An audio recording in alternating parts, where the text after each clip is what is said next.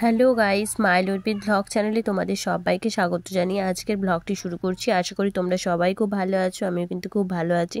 তো চলো পুরো ভিডিওটা দেখে নাও, আর যদি ভালো লেগে থাকে like comment share and subscribe করে পাশে থেকো। সবাই ভালো থেকো এবং সুস্থ থেকো।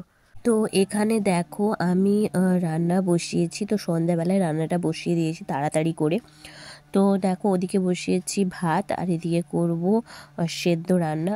তো তোমরা সবাই জানো যে সরস্বতী পুজোর পরের দিন তো মানে রান্না হয়, আর তার পরের দিন রয়েছে শীতলা ষষ্ঠী। তো সেদিন কোনো গরম মানে ভাত খেতে নেই, আর তার জন্য আর কি ঠান্ডা খেতে হয়। তার জন্য আগের দিন সন্ধ্যাবেলায় আর কি রান্নাটা বসিয়ে দিয়েছি।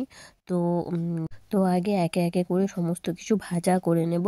তো সমস্ত সবজিগুলো একটা একটা করে ভেজে নিলে তো সেটা আর কি অনেকক্ষণ পর্যন্ত আর কি ভালো থাকে, কোনো রকম কোনো অসুবিধা হয় না। তার জন্য একটা একটা করে সমস্ত কিছু ভেজে নেব, তারপরে রান্নাটা করব। তো ওখানে ভাতটা আমার ফুটছে, আর এদিকে আগে কড়াই তেলটা দেব, দিয়ে একটা একটা করে সবজি ভাজা বসিয়ে দেব। তো আমার ঘরে যেই যেই সবজিগুলো ছিল সেই সবজিগুলো দিয়েই করব।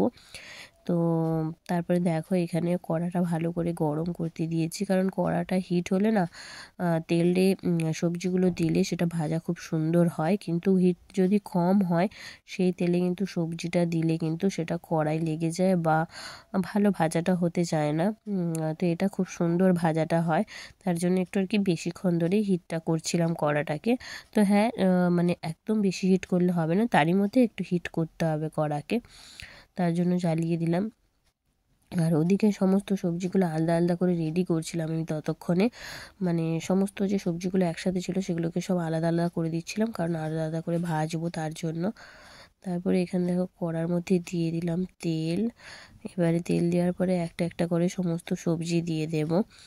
তো এর মধ্যে একটা কথা বলে রাখি, তো আমাদের কিন্তু এই গোটা সেদ্ধও বলতে পারো, এটা কিন্তু আমাদের নেই বংশে। তা সত্ত্বেও কিন্তু আমি এটা করছি। তো দিদি বলেছিল যে এটা করো, কোনো অসুবিধে নেই, এটা সবাই করতে পারে। তো তোমাদের নেই তো কি হয়েছে, তুমিও করতে পারো। তো তার জন্যই করছিলাম। তো চলো ভিডিওটা দেখতে থাকো, আর যদি ভালো লেগে থাকে পাশে থেকো। সবাই ভালো থেকো এবং সুস্থ থেকো।